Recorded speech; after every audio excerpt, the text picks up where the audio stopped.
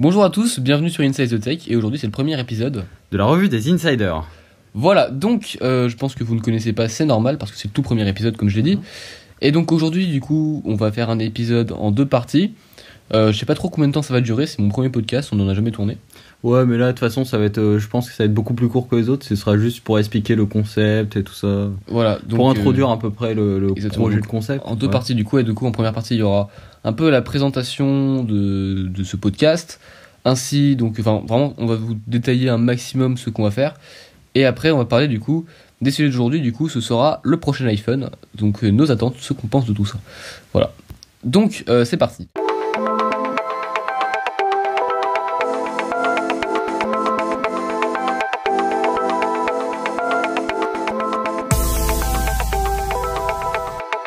Donc, la première partie, la présentation. Donc, en quoi ce podcast consiste ? Donc ça va être un podcast comme la chaîne, c'est-à-dire tourné sur la high-tech. On va parler de thèmes un peu divers, mais toujours autour de la high-tech quand même. On va faire des thèses, des trucs comme ça. On va donner notre avis, faire des espèces de petits débats et tout. Exactement. Donc ça, ce sera un peu les thèmes. Donc les sujets abordés, du coup, comme le dit Ryan, ce sera vraiment l'actu de la semaine. Il y aura des interviews aussi. Il y aura donc des tests. Donc des unboxings, ça va être compliqué vu que sur la vidéo, c'est un peu... Voilà, pourquoi pas audio. Mais je vais essayer quand même de me concentrer sur le côté audio, parce que je n'ai jamais essayé et c'est un truc qui m'attire pas mal. Et maintenant qu'en plus j'ai un iPad Pro, disons que ça va pouvoir me permettre de travailler un peu partout et du coup de pouvoir faire des podcasts un peu partout. Voilà. Par contre, ouais, ça va être au début, je vais peut-être un peu galérer à faire le montage, à mettre aussi sur Apple Podcasts, etc. Et d'ailleurs, on va y venir. Où est-ce qu'il va être présent ce podcast ? Du coup, sur SoundCloud. Oui. Après, ça va être aussi sur la meilleure application qu'on trouve, nous, c'est Apple Podcast. Exactement, c'est vraiment la meilleure plateforme, à mon avis, pour écouter les podcasts. Dommage que... Après, je crois que de toute façon, dès lors qu'on upload, on pourra upload sur Apple Podcast et aussi sur plein d'applications Android. Enfin, ça se met tout seul automatiquement, je crois. Oui. Genre, donc, même sur Android, voilà, pas de problème. Voilà, vous pourrez importer le flux du podcast sur votre application Android. Type, comment elle s'appelait déjà l'application sur Android qu'on utilisait ? Ah mince. Bon, vous tapez podcast, voilà. Ouais, il y a plein d'applications de podcast qui fonctionnent très bien. Exactement, parfait.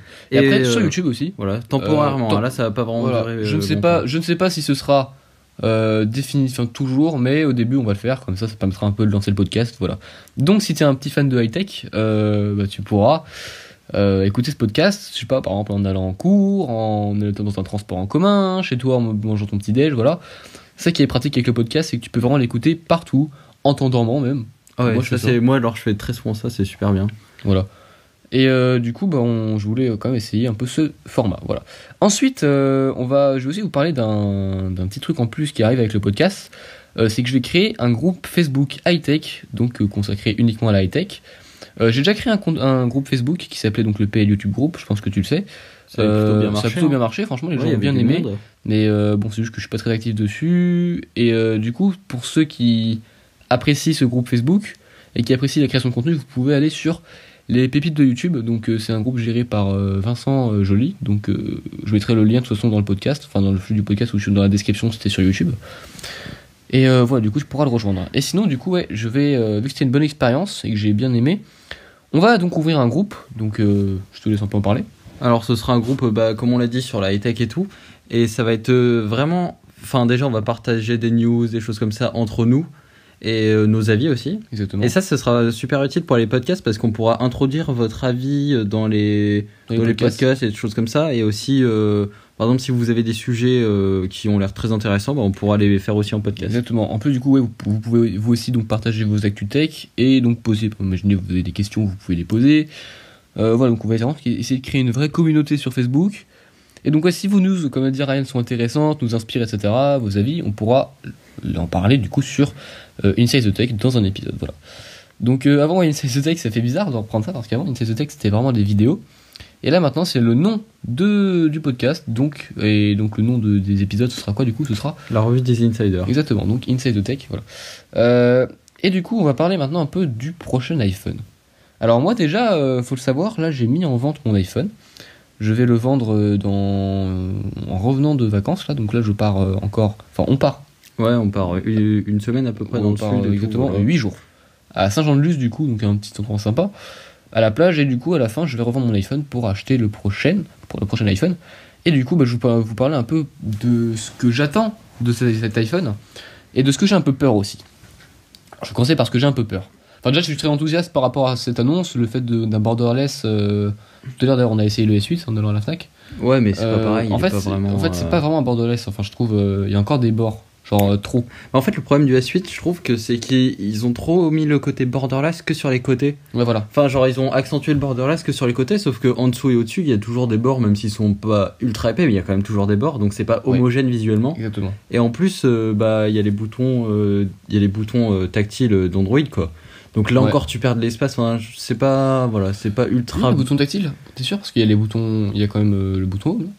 Ah bah non, t'as raison. Non, tout a été intégré dans l'interface, donc en fin de compte, on perd un peu de place. Hein. Ouais. C'est pas visuellement quand l'écran est éteint, ça peut être joli, mais en utilisation, on remarque que c'est pas si borderless que ça. Exactement. Alors que le prochain iPhone, justement, d'après les leaks, il serait vraiment borderless, enfin vraiment beaucoup. Juste il y aura un petit bord en haut, enfin. Ouais, pour mettre le HP. Exactement, voilà. Et la caméra. Tout ça, voilà, donc ça c'est un peu obligatoire quand même. Bah oui. Mais je suis très enthousiaste là-dessus. Par contre, le point où j'ai peur, c'est le Touch ID, la rumeur comme quoi il y aurait plus de Touch ID, mais une reconnaissance faciale 3D, tout ça, voilà, infrarouge. Si ça marche bien, pourquoi pas, mais est-ce que parfois j'aime bien par exemple quand je suis assis sur mon bureau, j'aime pas regarder mon téléphone. Moi, très rarement je déverrouille mon téléphone en le regardant. Enfin, genre, il est souvent posé sur un truc, enfin, ou n'importe quoi. Après, mais c'est bizarre. Il y a une rumeur aussi comme quoi il serait intégré dans le bouton sur le côté, enfin dans le bouton d'allumage, voilà. Ah, un peu comme sur les Xperia. Exactement. Ouais. Donc à voir, franchement, je sais pas du tout ce qui ça en est. On verra. Hein. Ouais. Mais là, c'est pas qui me fait peur un peu, c'est pour tout ce qui est Apple Pay, etc. Ça va être compliqué. Mais bon, connaissant Apple, ils vont savoir gérer ça. Hein. Ça oui, de toute façon, ils sont jamais déçus en termes de design. Après, pour Apple Pay, ils pourraient faire. Ouais, non. J'allais dire un truc comme sur Apple Watch, mais ça va pas être très sécurisé. Ouais, non, mais en fait, j'en fous un peu quand même parce que j'ai mon Apple Watch du coup pour payer Apple Pay. Ouais. Du coup, c'est pas. Enfin, en vrai, ça me gêne pas trop, c'est juste pour déverrouiller mon téléphone, ça va être un peu chiant. Mais voilà. Sinon, je suis un peu enthousiaste aussi sur tout ce qui est appareil photo, tout ce qui est réalité augmentée. Ah, ça c'est vraiment super cool qu'ils s'investissent là-dedans. Même en réalité virtuelle, sur les Mac et tout, ils s'investissent. Donc là, c'est vraiment bien. C'est bien, c'est un peu l'avenir. Ouais, de ouf. Voilà. Bah, la réalité augmentée, on a toujours dit que c'était l'avenir. Enfin, c'est le principe genre d'avoir un HUD et tout. Exactement. Mais il y a toujours eu ça dans les jeux vidéo d'abord. Ça a été toujours un peu un fantasme. Et au final, on se remarque que ça arrive. Hein.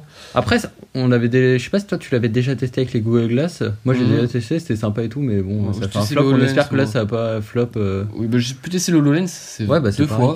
C'est vraiment pratique et bluffant un peu.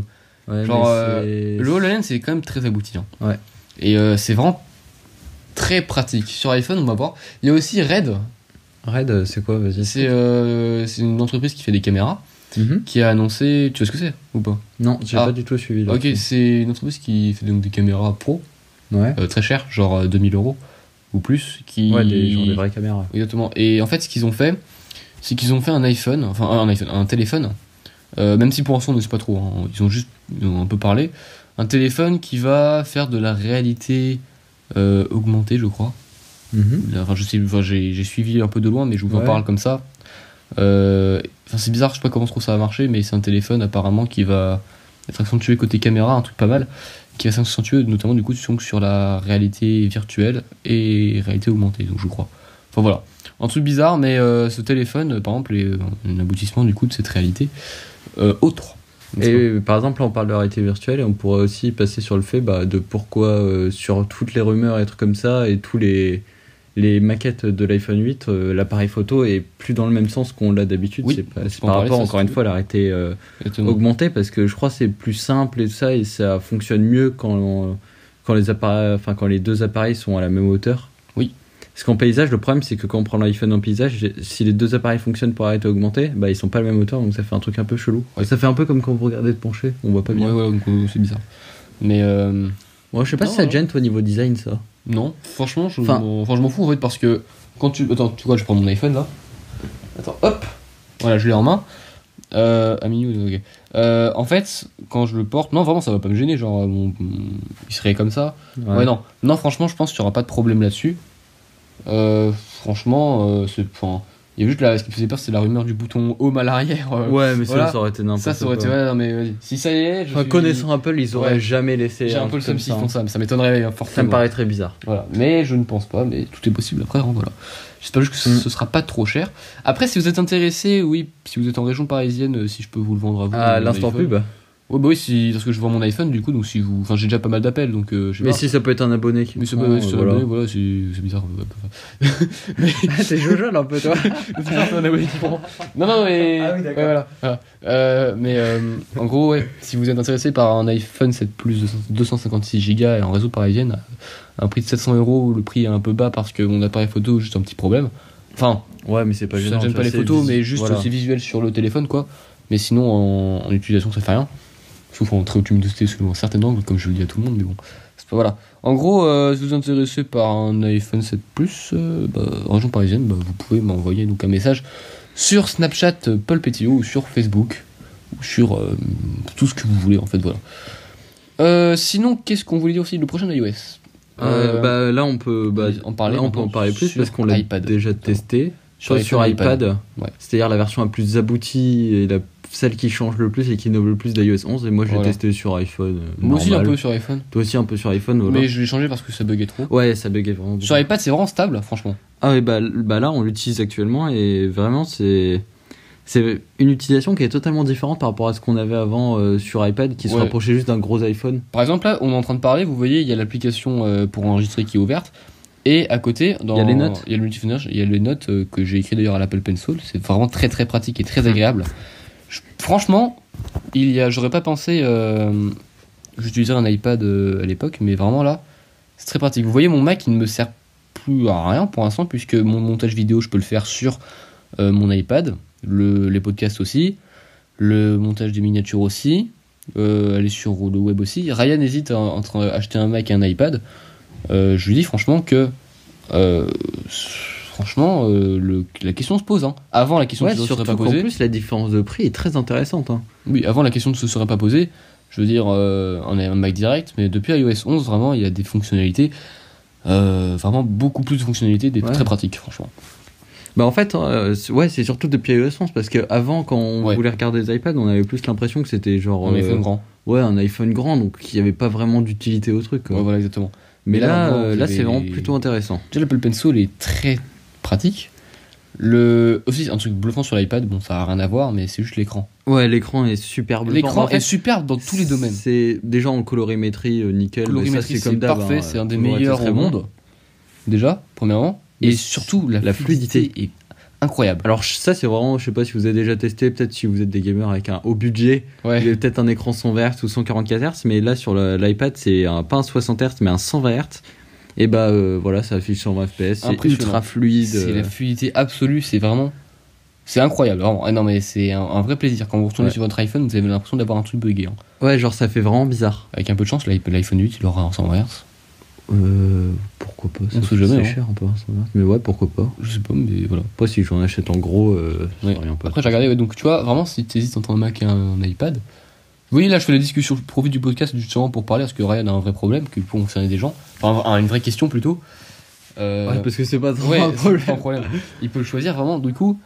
Ouais, parce que en plus la différence de prix c'est quoi? C'est entre la version beaucoup, quand même. Hein. Ouais, Moi, attends. à capacité équivalente, il y a bien 700 € limite. Franchement, moi j'ai 256 Go, je pense que c'est suffisant. Oui, tu Franchement, sais que voilà. le premier MacBook entrée de gamme il a 128, un truc comme ça. Voilà, donc voilà, premièrement. Et bon, après, j'ai pas pris la version 4G parce qu'au pire, je peux faire un partage. Ouais, ça Et la version 4G, ça sert pas à grand chose, franchement. Qu'un En iPad, plus, faut c'est pas avoir comme une un autre SIM iPhone. et tout, c'est Ouais. pas de Au ouf. pire, tu peux le prendre avec toi en voyageant, etc. Mais au pire, c'est bon, t'as le Wi-Fi, c'est pas un problème. Franchement, je vous recommande pas de payer enfin, limite 150 €, je crois, pour avoir juste un module 4G que vous pouvez faire un partage avec votre téléphone. Hein. Ouais, puis surtout, au pire, si vous êtes vraiment genre dans la dash et tout, il y a. Enfin, Wi-Fi. genre si vous avez pas de. Je sais pas, ça me paraît très bizarre que vous avez pas de téléphone, mais dans ce cas-là, carrément acheter un tout petit module. Ouais, voilà, exactement. Un petit module genre les Huawei ou les trucs Ouais, comme ça, là, ouais, de exactement. partage de connexion. Et en plus, ouais, ça c'est un vrai plaisir avec l'iPad, c'est que vous pouvez prendre l'iPad qui pèse moins de 500 grammes, dans les 400 grammes. Il est très très très léger, franchement.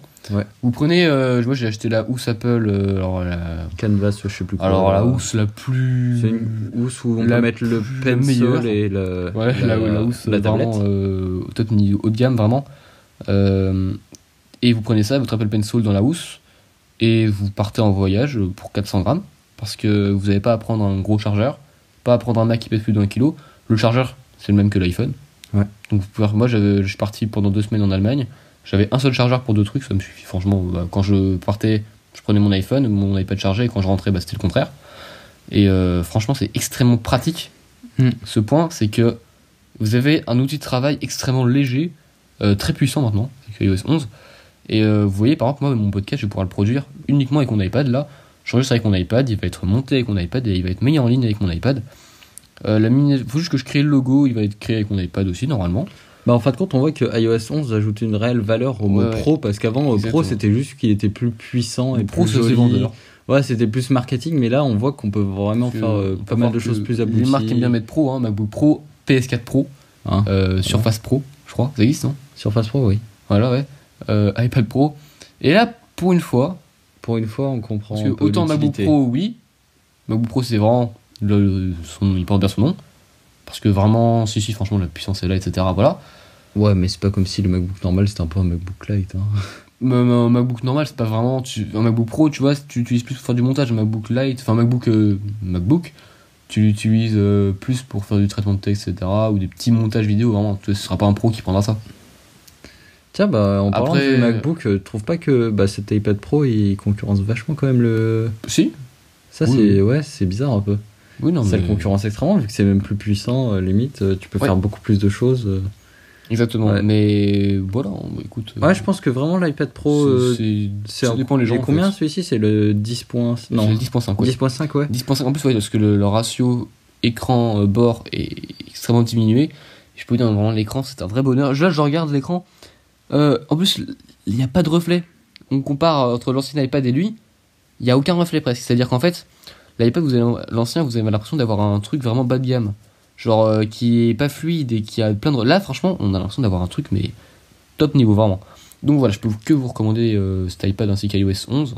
En vrai, Ouais, là, on a vachement digressé. On ouais. était passé d'iOS 11 à iPad. Voilà. Bon, on peut vite fait revenir sur Mais iOS en 11. même temps, ouais, iOS 11 en même temps, c'est surtout pour l'iPad. Ouais, Parce que bah oui, c'est pour vraiment l'iPhone, comme il le dit, c'est c'est bien. quoi? C'est un genre, en reprenant la phrase de Lance Armstrong, genre, c'est un petit pas Alors, attends. pour l'iPhone et un bond de géant pour l'iPad, un truc comme ça. J'ai le site Apple qui va s'ouvrir dans 3, 2.